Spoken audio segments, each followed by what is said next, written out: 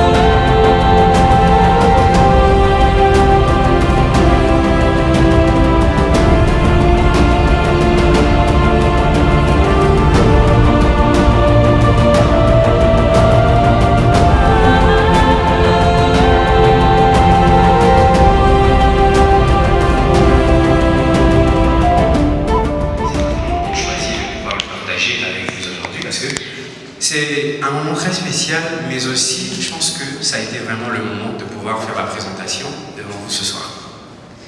Au programme de cette petite rencontre entre nous, il y aura la présentation du recueil par l'auteur lui-même, et aussi, il va se présenter devant nous.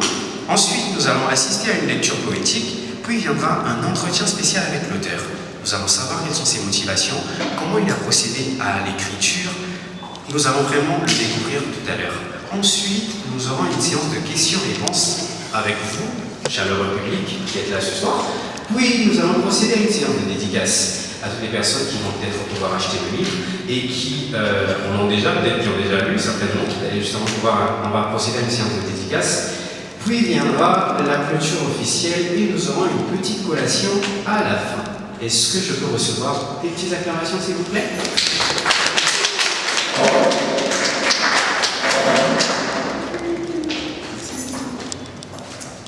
Alors, c'est une petite intro qui c'est vraiment une intro du recueil de poèmes, de 41 poèmes, et d'un recueil de 41 poèmes signé par Gloire Andrel, de son vrai prénom, Lobassou André Gloire, qui est auteur congolais et théologien. C'est important de le dire quand même. Une terre d'espérance, de mémoire et d'identité. Les poèmes abordent des thèmes universels tels que la résilience, la dignité, la foi, l'amour du continent, la condition humaine et la place essentielle de la femme dans la société. Réflexion sur les défis contemporains et quêtes spirituelles, Gloire Andrel, qui est ici ce soir, propose une poésie engagée, sensible et profondément humaine. Son écriture mêle l'émotion, musicalité et images fortes pour célébrer une Afrique fière de son histoire et tournée vers l'avenir. Publié, comme je l'ai dit tout à l'heure, en novembre 2024 aux éditions L'Ébène à Douala, ce recueil paraît comme un plaidoyer pour l'espérance, mais aussi une unité et la valorisation des richesses culturelles et humaines du continent africain. L'Afrique d'El Mamère se veut être une déclaration d'amour à l'Afrique et à tous ces enfants dont tu, nous, tous ici, sommes. Tout de suite, je vais pouvoir entamer avec notre première partie, l'entretien avec notre auteur. Est-ce qu'on peut l'acclamer, s'il vous plaît ?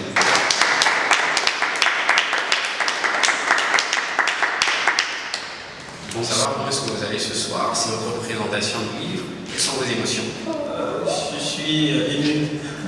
Bien sûr, sur ce niveau tout à fait normal. Vous avez écrit, vous nous faites voyager au travers de ce livre-là, mais vous nous apprenez également.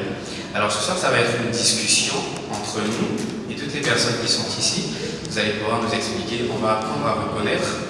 Pour certaines personnes qui ne vous connaissent peut-être pas, on va pouvoir peut-être découvrir une partie de vous au travers de votre écriture aujourd'hui. Merci. Selon vous, aujourd'hui, La plus grande blessure de l'Afrique, que serait-elle? Je vais commencer par une question. Oui. Que ses fils se perdent. C'est-à-dire perdent leurs racines, tombent dans le désarmement de leur identité. Oui. Alors, j'aurais déjà une deuxième question. Enfin, j'ai une deuxième question, bien évidemment. Pourquoi la place de l'identité, pourquoi est-ce que l'identité occupe-t-elle une place si importante dans votre poésie? À travers de ce que nous avons lu, du résumé que j'ai eu à lire moi-même, pourquoi est-ce que pourquoi est-ce que l'identité occupe-t-elle une place si importante?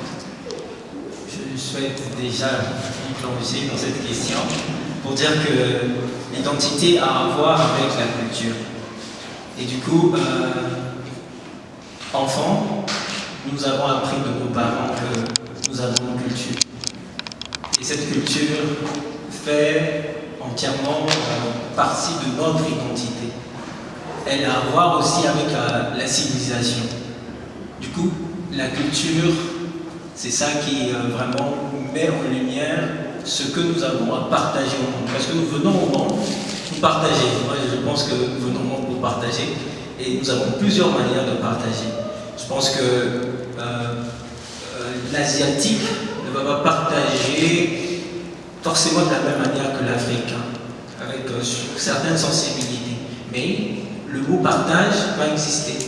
Mais les habitudes avec ce partage-là peuvent différer, oui, selon la culture. Donc je pense que la culture bâtit l'homme et je souhaite me reconnaître congolais un peu partout dans le monde. Voilà. La culture bâtit l'homme, ça c'est ce que je retiens pour moi et je le note, je le garde très important pour moi parce que je vois que ça a un véritable sens. Ça pourrait peut-être m'éclairer sur quelque chose. Un petit jour, un de ces jours, peut-être que lorsque je serai peut-être en train de me poser des questions, je pense que je me souviendrai de ces mots et peut-être que ça me ferait vraiment retourner sur quelque chose, me recentrer sur quelque chose, véritablement. J'ai une autre question pour continuer. Comment est-ce que l'on pourrait concilier la mémoire des souffrances passées et l'espoir pour l'avenir du continent? Oui, notre beau continent a connu une histoire rebondissante au travers des âges et liée passé, présent et futur me semble être une quête légitime, oui. C'est-à-dire les pères ont défendu la cause de nous, de la communauté, c'est-à-dire les indépendances, nous sommes passés par bien des malheurs, oui, la très prière et autres. Mais nous devons nous relever, être fiers, puisque même le Congolais, c'est celui-là qui est fier aussi. Il y a ce mot-là dans l'hymne congolais aussi. Et j'ai, par la grâce de Dieu, découvert ça aussi ailleurs, la fierté du Bantou, oui, notamment par le Cameroun. Oui. Et c'est cette fierté-là qui va faire que nous combattions et que nous établissions une relation réelle entre nous hier, aujourd'hui et demain. J'aimerais dire les deux, mais d'abord un plaidoyer, parce que il y a un premier poème avec lequel nous commençons ce recueil. C'est certainement pas le premier écrit, mais c'est retrouvé là par la force des choses. Et oui, un voyage de l'inconnu. Voilà. Et donc, ce plaidoyer veut rappeler aux enfants de l'Afrique que nous sommes que nous avons une identité, justement comme nous disions tout à l'heure, à mettre en valeur. Et nous avons donc cela à prôner. Et donc aussi, vous avez parlé après le plaidoyer, vous avez aussi dit... après le plaidoyer, j'ai parlé de renaissance. Renaissance, justement. La renaissance avec l'Afrique d'elle, ma mère. Les enfants vont ailleurs. Aujourd'hui, nous sommes tous tentés d'aller voir ailleurs. Mais je pense que cette renaissance-là doit prendre une nouvelle forme, découvrir ce que font les autres, mais nous revenons aussi implanter en nous, en fait chez nous, ce qu'il y a d'essentiel, impulser le développement de l'Afrique. Voilà. Donc c'est comme ça qu'on entend cette renaissance-là. J'apprécie beaucoup votre réponse, et c'est vraiment quelque chose sur lequel on pourrait vraiment s'appuyer en fait. Et ça, c'est très authentique, la façon de répondre. Merci. Merci aussi, Michel. Voilà, si je devrais continuer, je vous poserai la question à savoir sur la femme dans votre poésie. Enfin, dans votre poésie, parce qu'on parle vraiment de la femme, parce que étant donné qu'on parle de mère, j'imagine que c'est très important. Oui. Voilà, elle occupe une place très importante déjà. La femme est omniprésente dans vos textes. Que représente-t-elle au-delà de la figure maternelle? Elle représente la naissance. Mettre au monde. C'est-à-dire, moi je vois la femme comme une terre fertile, où on peut semer, on peut y planter de la semence et ça germe. Parce que Dieu je parle de Dieu très vite, le divin, je vous en prie. Le divin, il a vraiment ainsi conçu les choses pour ma part. C'est assez fou, mais j'établis ce lien-là de la fécondité, de la naissance. Si nous n'avions pas à naître un jour, nous ne devions pas être là. Et donc, la femme, c'est ce symbole-là de fécondité, de naissance, voilà, qui permet la naissance, parce qu'elle peut ne pas. Mais c'est vrai que les droits de l'homme et autres, mais elle a la volonté de pouvoir mettre en monde. Donc voilà, naissance, fertilité, femme, fécondité. Naissance, fertilité, femme, fécondité. Ça se marie, bien évidemment. Est-ce qu'on peut poursuivre en applaudissant ces...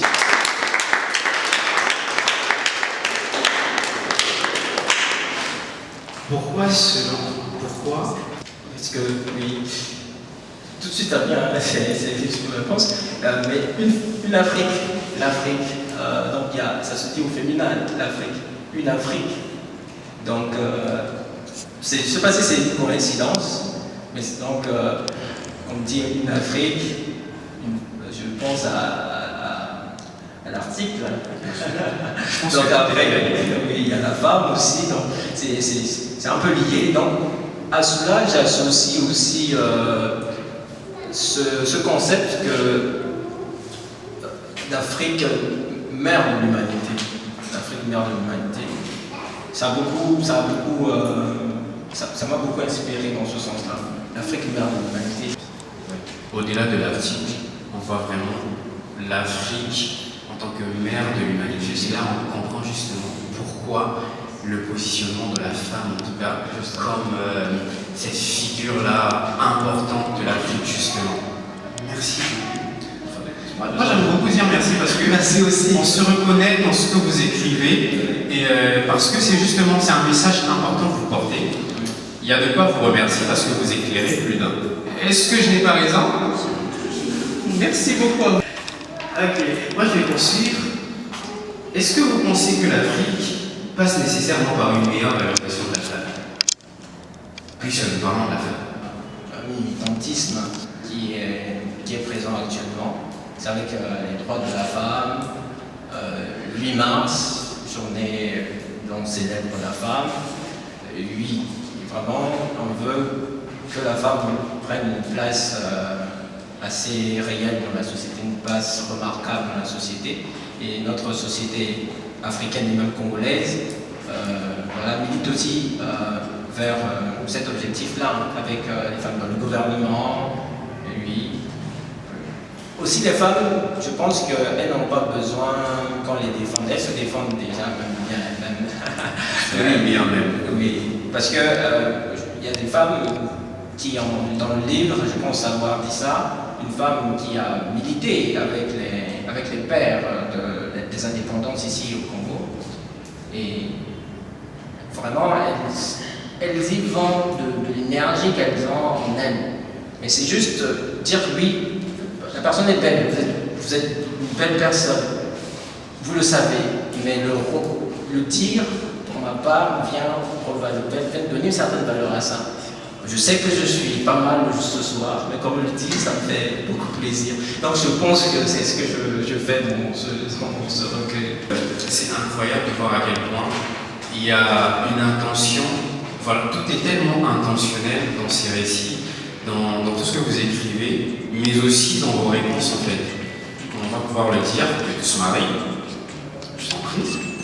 Vraiment, vous êtes au-delà d'être inspiré, et vous êtes vraiment maintenant porté avec ce que vous dites et ce que vous avez écrit. Et ça, c'est quelque chose qui est sur le panafricanisme, cette fois-ci. Vous évoquez plusieurs peuples, villes, figures, histoires africaines même. Quelle est votre vision du panafricanisme aujourd'hui? C'est un brassage culturel. Parce que se reconnaître africain est une chose, mais connaître l'histoire liée à cette Afrique constituée aujourd'hui est une autre. On parle souvent du Nil, où les égyptologues, je n'en suis pas un, mais veulent bien faire ce lien-là pour mettre l'Égypte au cœur de l'Afrique, c'est-à-dire avec tout ce que cela comporte. Donc il y a une certaine migration. Nous ne sommes pas donc les mêmes gens, comme on dit au Cameroun. Nous ne sommes pas donc les mêmes gens. Parce que après, quand je fréquente mes frères au Cameroun, je me reconnais dans des façons d'exprimer certaines choses. Et je pense que l'Afrique est foncièrement unie. Nous sommes déjà unis, mais la diversité existe, elle a le droit d'exister. Oui. Le panafricanisme, pour moi, ce serait vraiment de valoriser partout où l'on part notre côté africain. On revendique notre droit d'être africain. On est aujourd'hui, ils ont un amour peut-être aveugle pour la langue lingala. On ne sait pas d'où ça vient.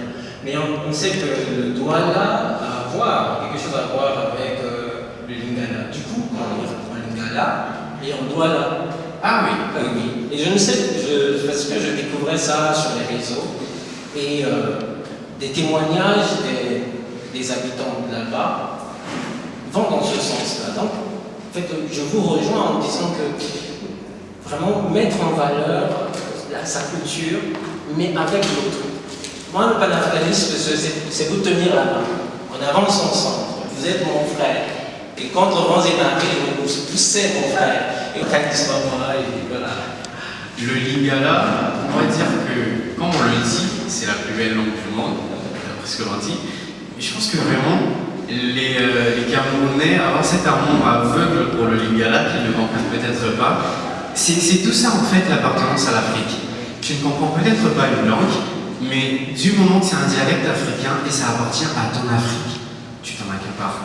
Et ça aussi, c'est une forme de panafricanisme. Merci.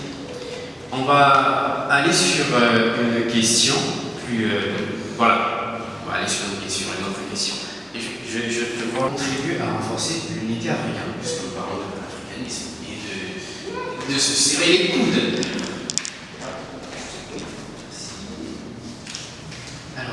Facile, ce n'est pas donné, puisque aujourd'hui, la poésie, c'est bien, c'est beau. Mais je me rappelle un frère qui travaillait dans le monde du livre, il me dit non, mais la poésie ne nourrit pas aujourd'hui. Elle ne nourrit pas son bonhomme, la poésie aujourd'hui. Et c'est qu'il faut transcender.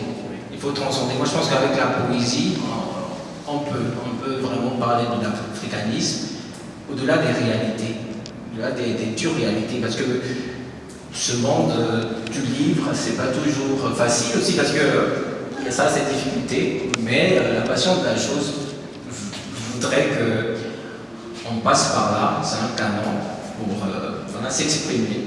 Et pour moi, une très belle manière de s'exprimer. Ça, je pense aussi. On peut vraiment s'exprimer pour l'unité de l'Afrique via la poésie, dire ce que l'on pense, ou ou encore défendre une cause qui va vraiment dans ce sens-là, où vraiment on prône une certaine unité ou une certaine union africaine. Ça c'est vrai, alors cette question-là, oui, c'est vrai, c'est tout à fait vrai. C'est une question aussi qui va dans le sens de la poésie. Pourquoi est-ce que l'identité, voilà, ça je vous ai déjà pensé je pense, parce que je vais aller sur notre dernière question. Quel message souhaiterez-vous transmettre à la jeunesse africaine en général au travers de ce recueil? Il y a un poème dans ce recueil qui parle de optique poétique. Voilà. C'est vraiment dire oui au talent qu'on porte. On a tous quelque chose à exprimer, un talent, vraiment à dire ce qu'ils doivent dire, chanter ce qu'ils doivent chanter, et tout en n'oubliant pas les mœurs. Voilà, les mœurs. Voilà. Et donc, c'est-à-dire, ça a toujours à voir avec la culture, mais vraiment, j'ai quelque chose à partager au monde, je m'engage à le partager. Et je pense que c'est vraiment à travers ces textes-là que je veux aussi encourager mes jeunes frères, ou nous encourager les uns les autres à vraiment nous exprimer, à faire de l'art.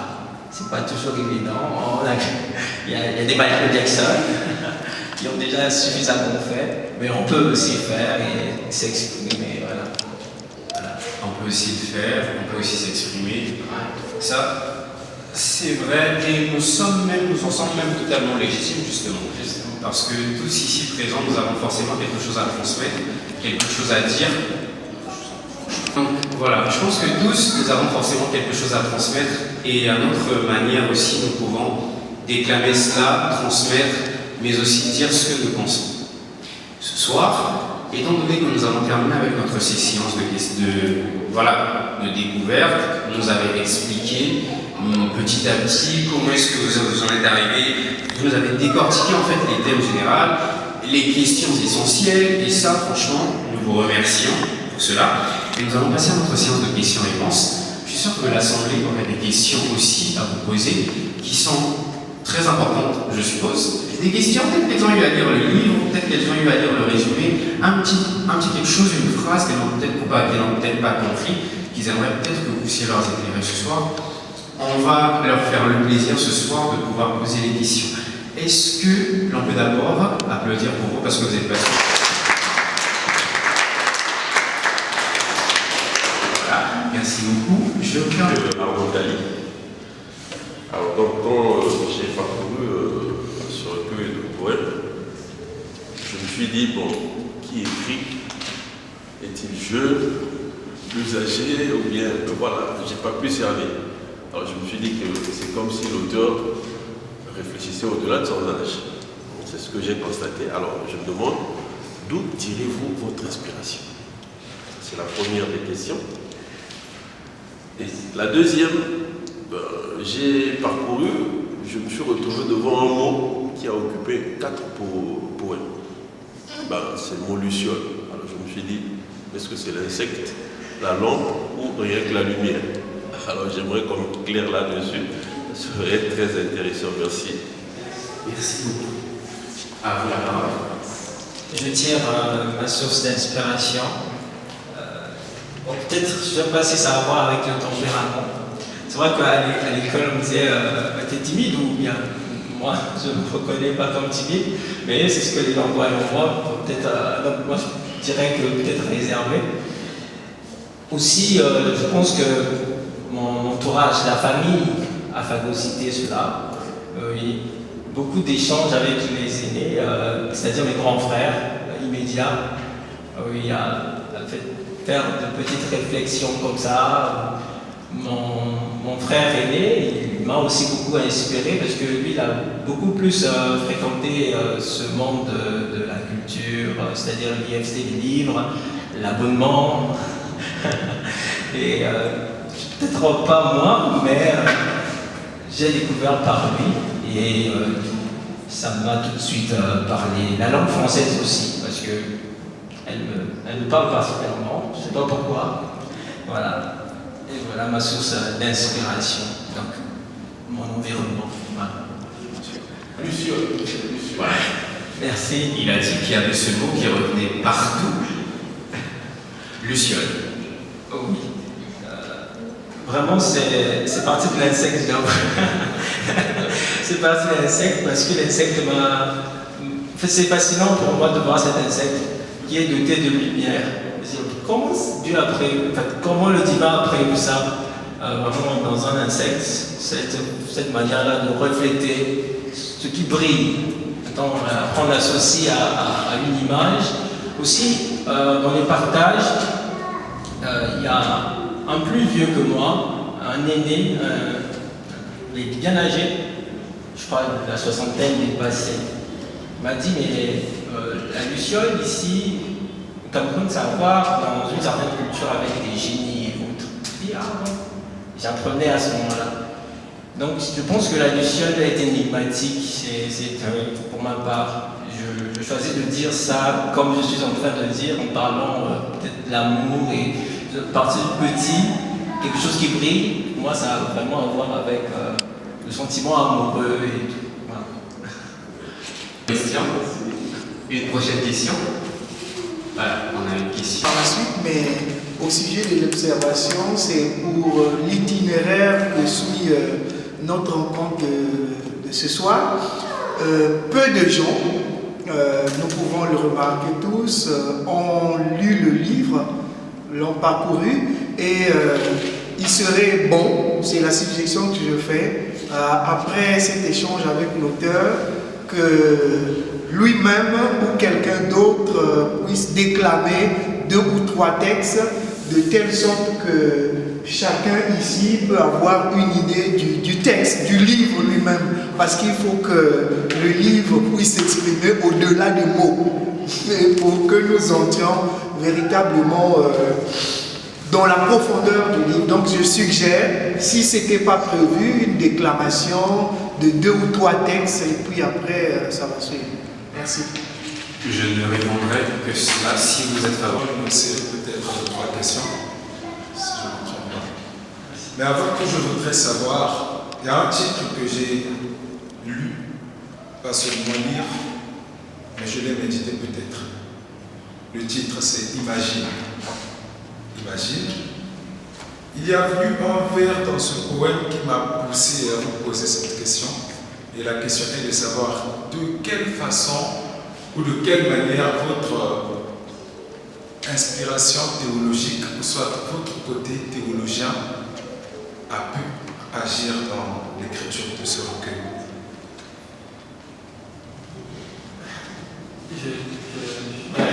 C'est lié.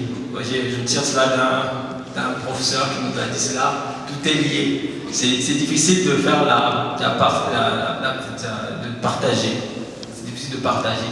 C'est-à-dire le côté théologien vient nourrir. Mais il faut savoir que j'écrivais, imagine, je n'étais pas encore théologien, je n'étais pas encore en train de faire je ne faisais pas encore des études de théologie. Je ne faisais pas encore des études de théologie. Donc c'est peut-être un forme en moi, qui m'a parlé pour que, avec Imagine, je vois un rêve. Je vois un rêve de se réaliser. Pour la petite histoire, j'ai aussi essayé de m'inspirer des autres et en le faisant, j'ai découvert que écrire, ça a quelque chose à voir avec imaginer. Oui, c'est-à-dire écrire de la littérature, ça a quelque chose à voir avec imaginer. Et j'ai voulu intituler ça comme ça, imagine. J'imagine demain, j'imagine aujourd'hui, avant d'y être, comment est-ce que cela va se présenter. Nous y sommes, nous allons imaginer par après. Je pense que c'est un peu ça. Je peux, s'il vous plaît.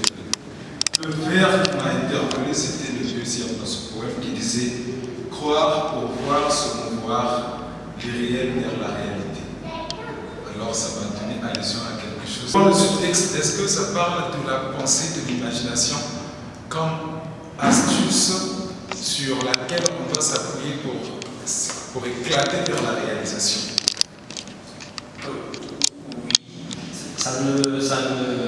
Ces questions, je rejoins mon invité spécial qui est Monsieur Yvan Léwalé, un aîné aussi qui m'a beaucoup accompagné, c'est-à-dire avec l'anthologie des écrivains congolais. Me retrouver à l'intérieur, je n'imaginais pas. Écrivain congolais, anthologie, ça vient booster. Je vais répondre à la question. C'est-à-dire, vous avez lu le texte et ça me fait beaucoup plaisir. J'avais bien peur que on lise ça de la mauvaise manière. Je pense que vous avez bien lu. Vous avez bien lu. Et ça me fait plaisir. C'est-à-dire, l'homme et la femme, pour moi, c'est lié. La mythologie, quand on reparle de la mythologie, même grecque, c'est complexe de savoir quel est le sexe qui est dominant. Il y a des dieux, il y a des déesses aussi. Mais dans la culture chrétienne, on voit qu'il y a une primauté pour l'homme. Et je ne veux pas déroger à cela. Je ne vais pas déroger à cela, mais je veux reconnaître que la femme vient mettre en lumière l'homme, vient donner sa place à l'homme. Naturellement, nous avons père et mère nous donnent naissance. Nous avons part des deux. Oui. Donc en moi, un peu de maman, un peu de papa, un peu, peut-être beaucoup de moi-même. Mais il y a vraiment, et même avec les chromosomes, on voit il y a XY et tout. Vraiment, c'est mettre en fait, la femme vient révéler l'homme. C'est comme ça que j'essaie je pense la chose. Et ça a à voir avec un lien originel. La femme donne naissance à un garçon et c'est-à-dire au fur et à mesure on pourra voir que ce garçon, voilà, il y a quelque chose à voir, de lié entre dans l'anthologie, et j'ai pensé aussi insérer des jeunes plumes qui n'avaient pas encore publié mais qui étaient porteurs d'espoir, et c'était comme une semence. Et parmi ces jeunes figure Gloire. C'était en 2020 et je sais qu'au Cameroun, il a été aussi dans un ouvrage commun, et à travers l'Afrique d'être ma mère, cet ouvrage qui lui est propre, et du fait que il se retrouve ici à l'Institut français pour présenter son ouvrage, c'est un honneur pour moi. C'est pour dire que l'investissement n'est pas vain. C'est aussi une manière pour moi de témoigner que la littérature congolaise est intarissable. Les pionniers aussi ont fait leur part. Nous, à notre tour aussi, nous arrivons avec une génération, mais voir cette nouvelle génération émerger, parmi lesquelles on retrouve Gloire, c'est un bonheur. En tout cas, tu as notre bénédiction littéraire. Je crois qu'on peut applaudir.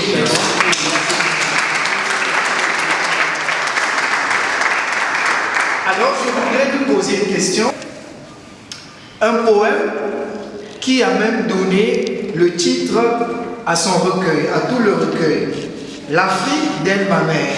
Lorsque j'ai parcouru les vers de ce poème, je suis resté vraiment abasourdi sur ce vers à la page 39. Elle, l'Afrique, ma mère, a épousé l'amour Ubuntu. Et utilisé aussi par Desmond Tutu.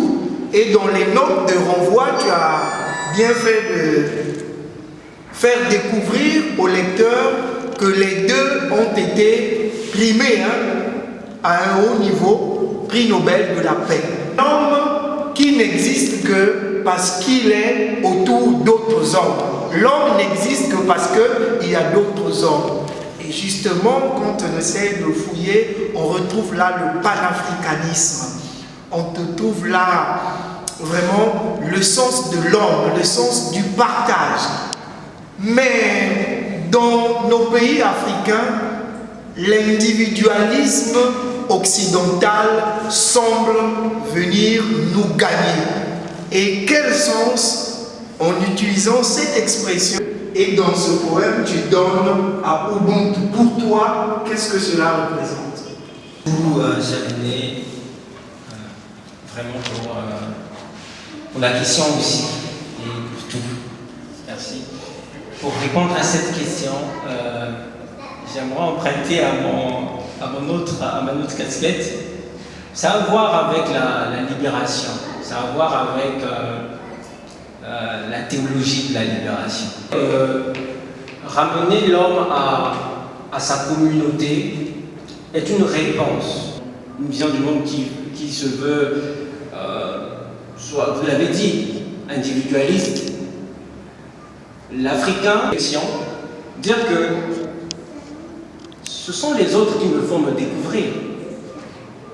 Parce que né bébé, mon cerveau n'est pas encore apte à dire un mot, sinon crier que pleurer. Donc, c'est ma communauté qui me donne un nom, qui me donne mon identité. Je me retrouverai en France, adopté, ou en Espagne, je ne sais où. Je vais porter le nom que vont me donner les gens de cette communauté. Et je veux me définir par rapport à ce qu'ils auront choisi de m'attribuer comme identité. Donc, j'ai envie de croire que me libérer, c'est reconnaître que les autres m'ont transmis. Les autres m'ont transmis et avec eux j'existe. Si j'existe, je n'existe pas seul, j'existe avec eux.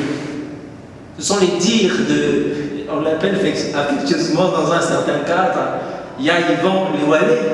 C'est les dires de Yvan Lewalé qui font de moi peut-être, voilà, ce que je suis aujourd'hui. Ça a contribué, en mon sens. Ça a contribué. Ceux de mes parents, ceux des personnes que je rencontre, ça a contribué de beaucoup.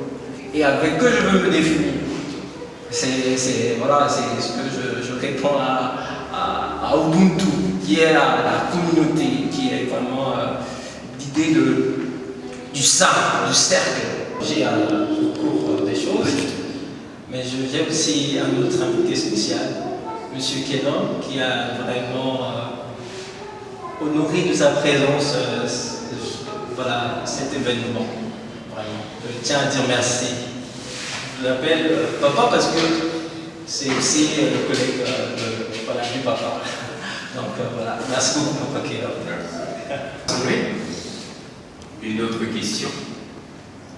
Si nous n'avons pas d'autres questions, nous allons poursuivre avec la partie que moi j'attends. On va dédicacer les livres, on va pouvoir s'échanger des mots avec notre auteur qui est là. C'est vraiment un moment où on va être là et prendre en contact. Une autre question, je vous en prie.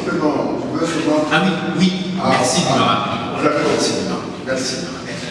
Est-ce que, oui, bien sûr, votre micro, est-ce que vous préférez le faire vous-même la lecture ou vous préférez passer la main soit à quelqu'un de l'Assemblée? J'ai mon frère, mon ami qui m'accompagne aussi, qui est un artiste aussi, qui va le faire.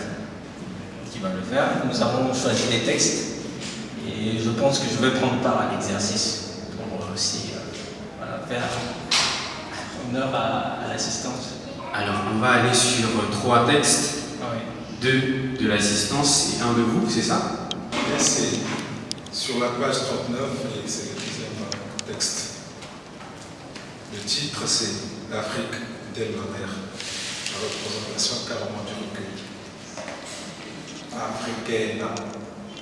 Comme notamment cette belle femme, cette mère africaine. Maman, douce chanteuse et interprète de berceuse, affectueusement attentionnée. Ta personne, forteresse culturelle, naguère entachée d'encombrements puérils, et tabou sans langage maternel multiculturel, écantré ça et là du monde. D'elle, ma mère, cette vaste étendue de terre, aux formes gracieusement féminines, terre fertile, la mère de l'humanité a gardé à carreau pour tout s'endouiller, berceau de nourrice, et continue ainsi à nourrir le monde et continue ainsi à nourrir le monde de sa générosité. Enfin, plus trop loin du fin but de son existence, elle préférera à nouveau en son sein tous ses petits, jouissant de ses richesses incommensurables, sa vie éternelle.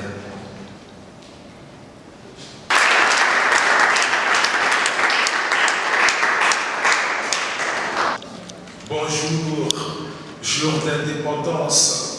Aujourd'hui est un jour joyeux, jour d'indépendance. Quelqu'un se sent libre, un peuple se réjouit, une nation va enfin jouir de sa liberté. La liberté se gagne et s'exprime, la vie courante et ses synonymes gagnent le vocabulaire des contemporains, tous patriotes et, au moyen des ondes, vibrent également nos compatriotes des diasporas. Au rythme des musiques dansantes, des indépendances, la mine festive, ces enfants consciencieux n'ont pas oublié le partisan et héroïque labeur des pionniers, ces pères de ce vaste et fanfardesque événement au pays et à travers le continent.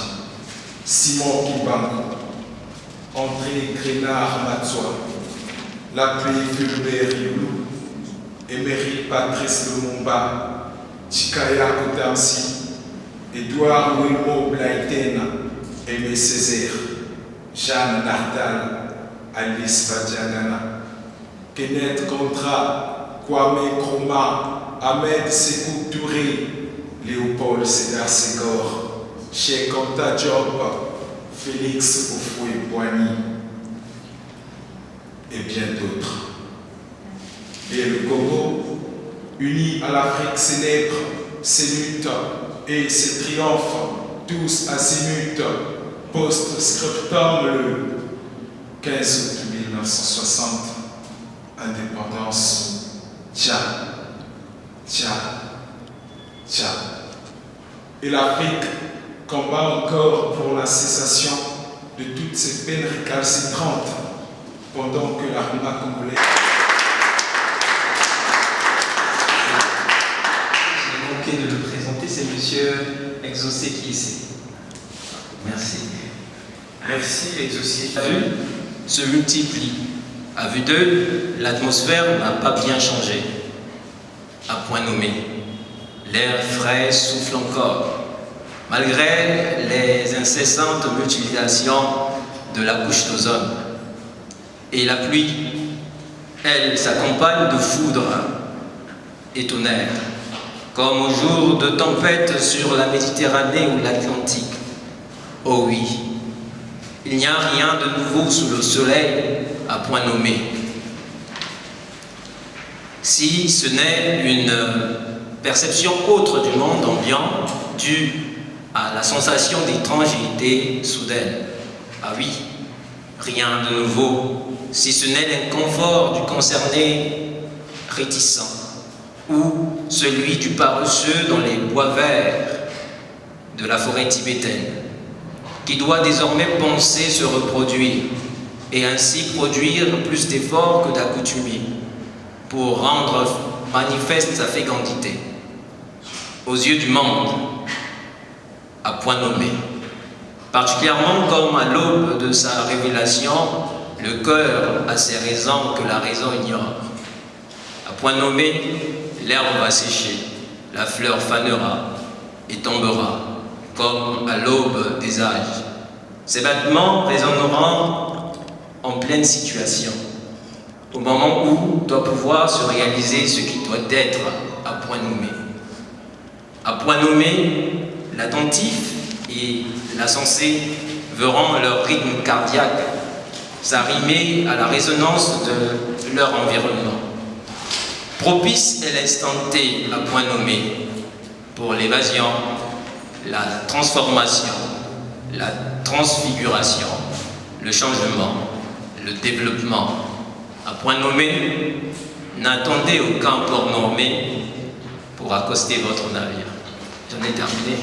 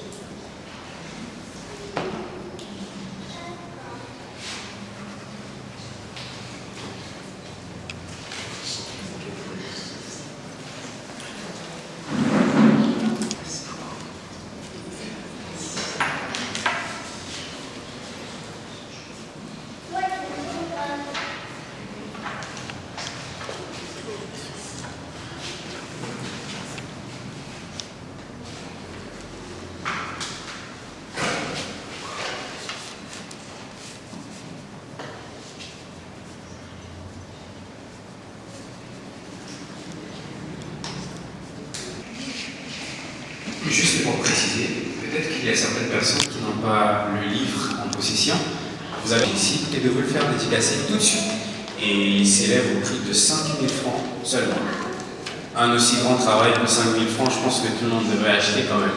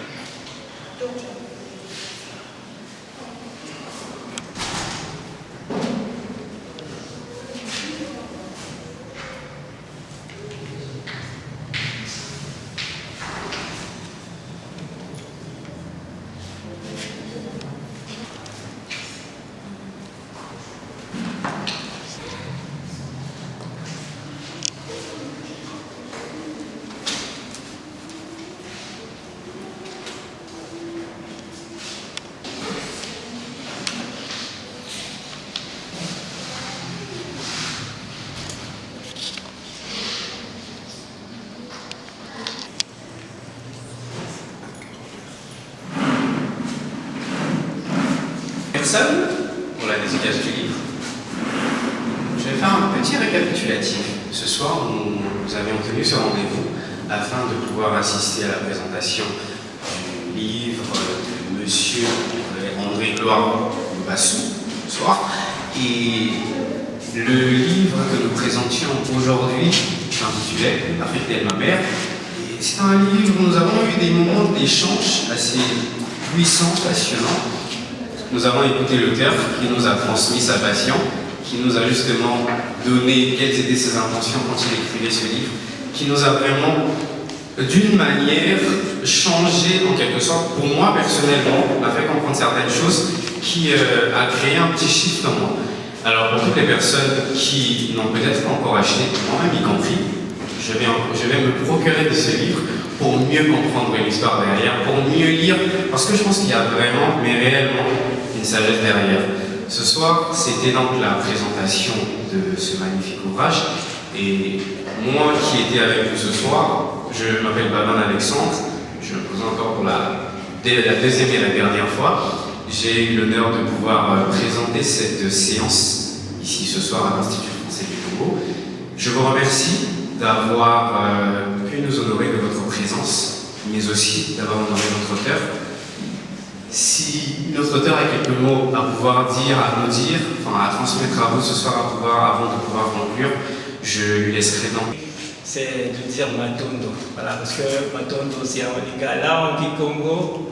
Mais si je dois dire ça en français, c'est de dire que sur un chemin fleuri de grâce s'accompagnent les actions de grâce. Je salue en tout cas la présence de tous ici ce soir. Merci beaucoup d'encourager votre jeune frère. Merci beaucoup, cher présentateur, M. Alexandre. Merci beaucoup à l'IFC qui nous a fait confiance. Vraiment, merci beaucoup.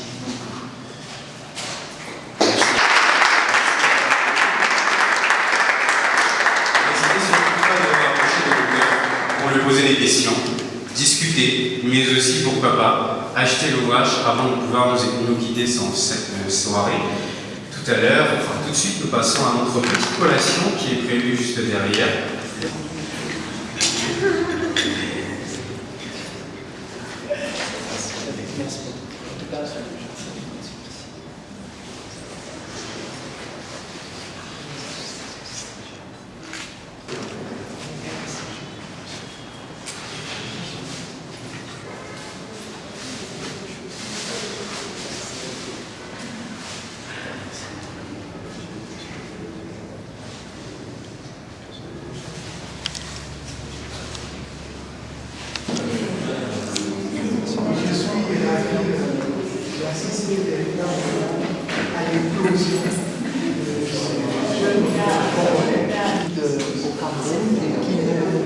Revient au pays avec deux ouvrages de recueils de poèmes,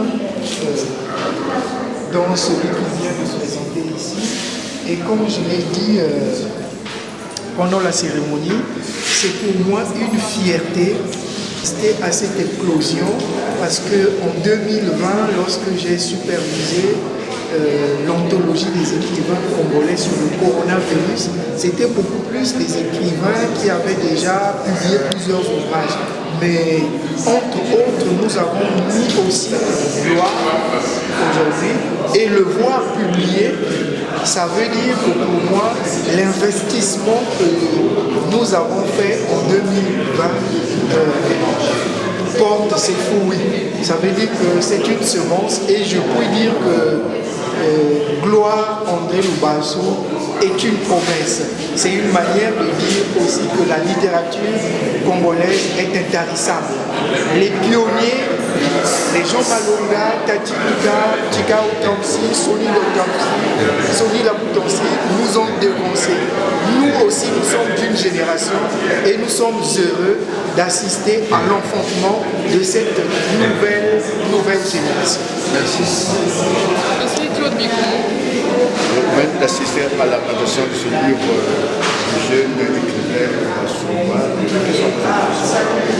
tout cas, je suis époustouflée. Je ne savais pas qu'il existait encore au Congo des jeunes qui s'intéressaient à la lecture et à l'écriture. J'ai eu le temps de parcourir quelques pages du livre et franchement, pour moi, c'est un chef-d'œuvre. Et je lui tire un coup de chapeau à lui, à ses parents qui ont fait son éducation, ainsi qu'à son entourage, ceux qui l'entourent, ses frères, ses grands-frères, ses aînés, Merci. Pardon, vous reprenez? Je sais que dans mes chroniques, quasiment le parrain et le papa de Passion Gloire, j'avoue que écrire c'est pas facile. Donc il y avait enseigné dans notre vie, et quand on commence, on finit jamais. Et quand je vois des jeunes comme ça, concentrés, arriver, commencer, peaufiner un livre, le sortir et avoir des critiques, je dis vraiment, je me félicite. Mes impressions, j'ai lu le livre, entièrement lu le livre, que c'est génial. C'est formidable, il fait le lien entre sa théologie, c'est son postulat, c'est tout à fait normal et c'est son point de vue. Et nous qui sommes de la même croyance que lui, on comprend aisément qu'est-ce qu'il dit et là où il dit. Tous on peut lui souhaiter beaucoup de courage parce que c'est pas facile. Merci. Oui, je suis Madame Lubasso Solange, la mère de Gloire. Oui, je suis très ravie vraiment de suivre l'enfant, des merveilleuses choses. Vraiment que Dieu soit loué et exalté. On peut dire qu'il a reçu votre bénédiction? Oui. Il a reçu notre bénédiction. Oui. Merci. Merci. On peut être attentif aussi au public qui vous a accompagné par rapport aux réactions. Alors, quelles sont vos impressions? Les impressions sont vraiment très bonnes, superbes. Vraiment, je suis très ému d'avoir été à cet événement avec mes invités et vraiment c'était un très beau moment. Vraiment, je suis satisfait. Un message. Un message, c'est d'encourager vraiment la littérature congolaise, la poésie surtout. C'est pas facile actuellement parce qu'on pense que la poésie s'est dépassée, mais on peut commencer par la poésie et continuer par après. Et donc j'encourage les jeunes à écrire et à s'exprimer. Merci. Merci à tout le monde. Merci beaucoup. Je bénis surtout le Seigneur qui permet cet événement et nous donne la vie. Merci beaucoup.